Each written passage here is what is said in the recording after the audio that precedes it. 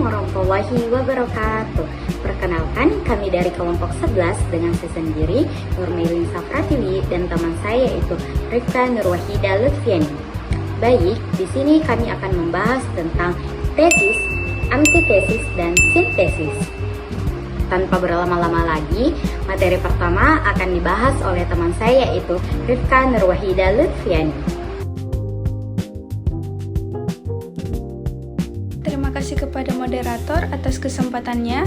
Pendahuluan, dalam proses berpikir kritis, kita tidak hanya dituntut untuk menerima suatu gagasan secara utuh, tetapi juga perlu menganalisisnya dari berbagai sudut pandang. Salah satu metode berpikir yang penting dalam dunia akademik adalah pendekatan dialektika, yang terdiri dari 3 tahap utama, yaitu tesis, antitesis, dan sintesis.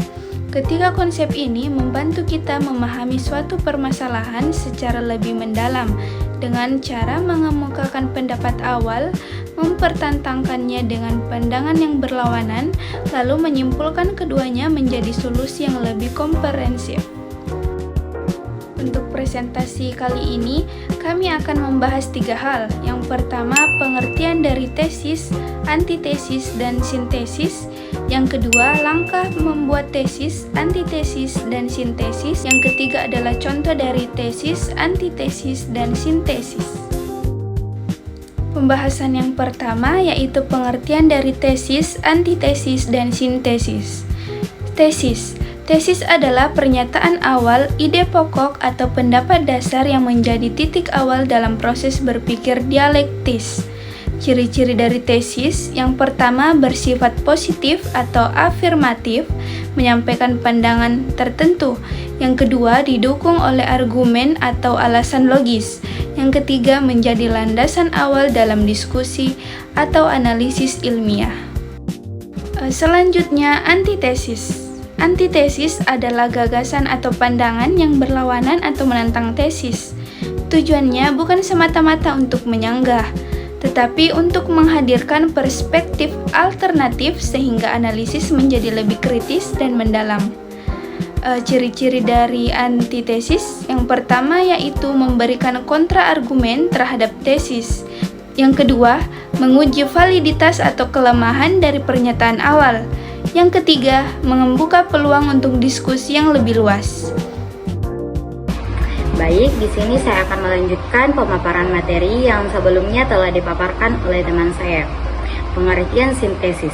Sintesis adalah kesimpulan baru yang muncul dari pertemuan antara tesis dan antitesis. Sintesis bukan sekedar kompromi, melainkan pemikiran yang lebih matang, menyeluruh, dan mendalam karena mempertimbangkan dua sisi pandangan. Ciri-ciri sintesis yaitu yang pertama merangkum elemen terbaik dari tesis dan antitesis. Yang kedua menawarkan solusi atau kesimpulan baru. Yang ketiga yaitu lebih kuat secara logis dan ilmiah. Yang kedua yaitu langkah membuat tesis, antitesis, dan sintesis. Yang pertama yaitu pilih topik utama, fokus pada isu yang menarik dan relevan. Yang kedua susun tesis, tulis pendapat awal dengan argumen logis. Yang ketiga, buat antitesis. Hadirkan pandangan yang berlawanan untuk menguji kekuatan tesis. Yang keempat, rumuskan sintesis. Gabungkan kedua sudut pandang menjadi solusi yang lebih komprehensif. Yang kelima, yaitu evaluasi hasil. Pastikan sintesis mencerminkan pemahaman yang lebih baik daripada tesis awal. Contoh tesis, antitesis, dan sintesis. Topik, vaksinasi pada anak-anak. Tesisnya yaitu vaksinasi sangat penting untuk melindungi anak-anak dari penyakit berbahaya dan memperkuat kekebalan komunitas. Yang kedua yaitu antitesis.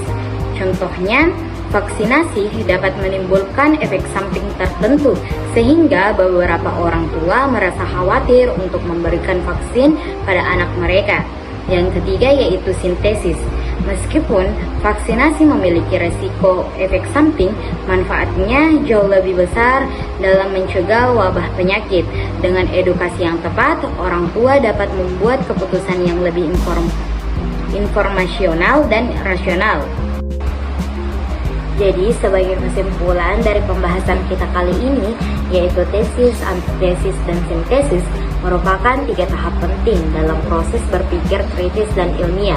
Tesis menghadirkan gagasan awal, antitesis menentangnya dengan sudut pandang berlawanan, dan sintesis menyatukan keduanya menjadi pemikiran baru yang lebih komprehensif.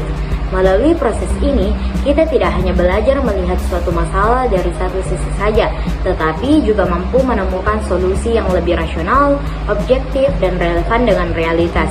Dengan memahami dan menerapkan ketiga konsep ini, kemampuan analisis, argumentasi, dan pengambilan keputusan akan berkembang lebih tajam dan matang. Sekian dari kami. Wassalamualaikum warahmatullahi wabarakatuh.